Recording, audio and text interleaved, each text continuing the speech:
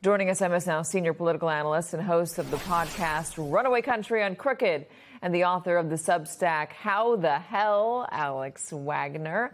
Former advisor to George W. Bush and John McCain, Mark McKinnon, is also with us again, and economics professor at the University of Michigan, host of Platypus Economics, Justin Wolfers, along with chief economist at the Navy Federal Credit Union and author of the Everyday Economics Substack, Heather Long. So, Heather, who needs a lesson here about the farming economy, the farmers or Donald Trump?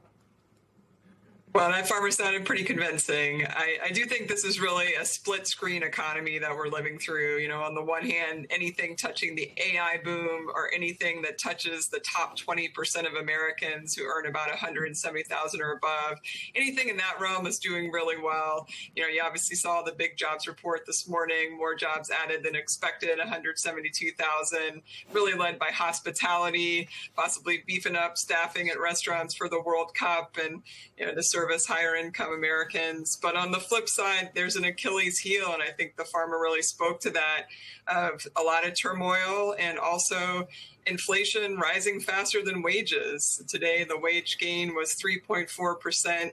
That's the lowest in 5 years, and it's well below about 4% inflation right now.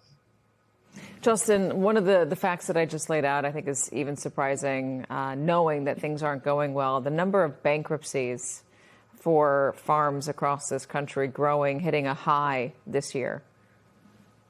Yeah, mate, it's brutal out there. And I think the thing that your report got exactly right was what's the cause of it. It's the inputs that farmers need got more expensive due to a trade war that put tariffs on everything. If you thought that made life hard, don't worry. We'll tempt the Iranians to shut the Strait of Hormuz, getting fertilizer stuck on the wrong side of it.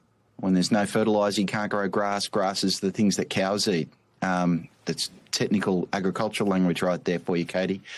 And then you've got, you know, mass deportations and a real loss of a lot of the rural workforce, which I think is a very, very difficult adjustment period for so many farmers. So you've got all of that, and then you'll occasionally have the bloke, Donald Trump, go on out to farm country, wear a funny-looking hat and tell everyone he loves them. But where I come from, it's what you do for people rather than what you say to them that really matters.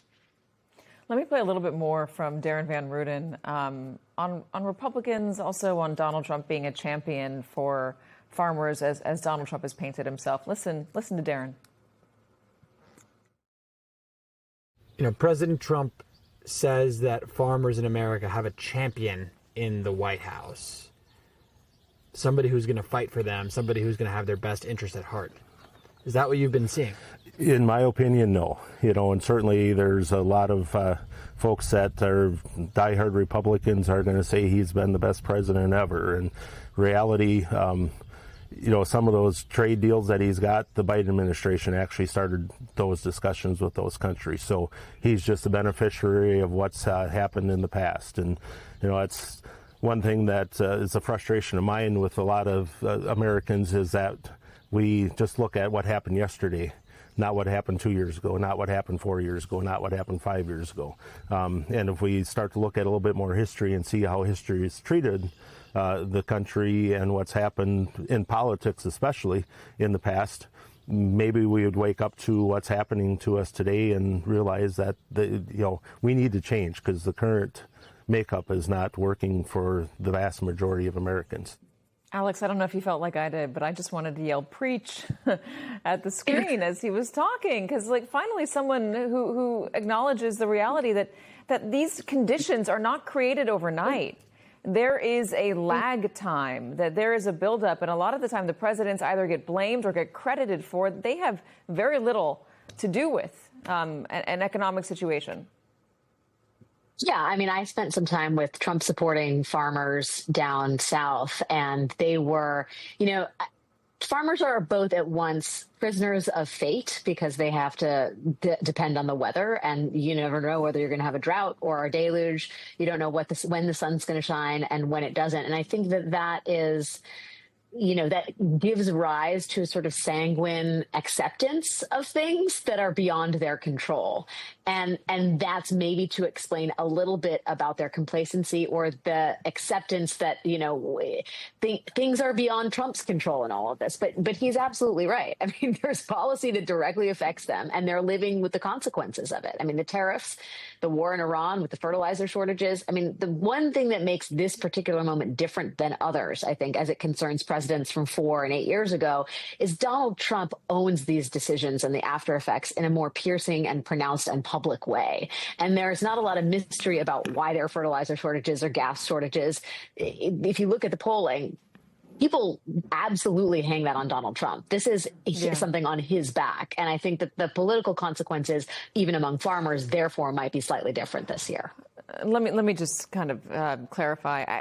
When I say that a lot of presidents get credit or get blamed for economic situations that are created before them, that is absolutely true. But there are things that a president can do in the moment that worsen or maybe help. And one of the things that I think it's pretty clear, we've talked about this so many times, Alex, you just mentioned it, the tariffs. I mean, if you are going to shoot yourself in the economic foot, Mark McKinnon, in a moment like this when inflation is on the rise you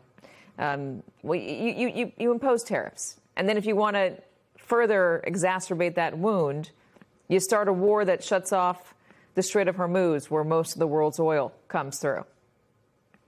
Well, I think these problems really started with Obama wearing the tan suit. That's where I trace it back to. Yes, here's the problem. It's going to be really interesting to see what happened when Trump goes to Wisconsin, because as you were reporting, they're intending to frame this as the farmers just don't understand the policies that Trump has put in place that are helping them. Well, you can tell by listening to Darren there. These guys get it. I mean, they know exactly what's affecting them. I mean, I'm sure down to the penny, down to the harvest, down to the tariff.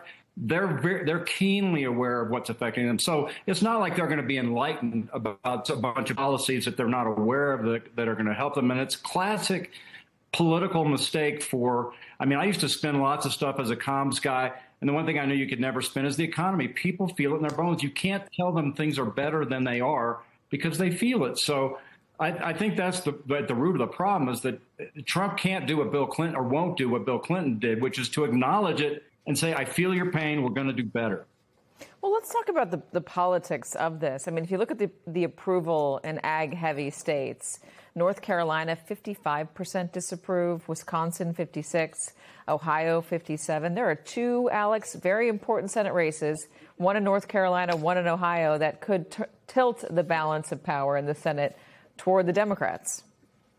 Yeah, that's why John Husted was yesterday on Capitol Hill. John Husted, who's the Republican opponent of Sherrod Brown in Ohio for Senate, spent the day trying to figure out a way to basically cover his bum. I know it's a family program on votes that are going to be really unpopular with his constituents. I mean, they know that Trump's approval rating is sinking. They know that they're in trouble, and they know that they need to create some distance between themselves and this president who has, as Mark said, enacted policies that very directly impact these states. It's not a mystery what's happening here. And as much as there is, I don't think a lot of farmers look to the federal government to be the be all end all of their financial situations. There's a fierce independence in the agricultural sector, but they also understand when the president is enacting policies that directly harm them, that almost target them. And so, yeah, it'll be real interesting to see how he's greeted when he goes to one of those farm states. Let me talk about how Donald Trump is, as Mark was just pointing out, Donald Trump likes to tell people how they should feel.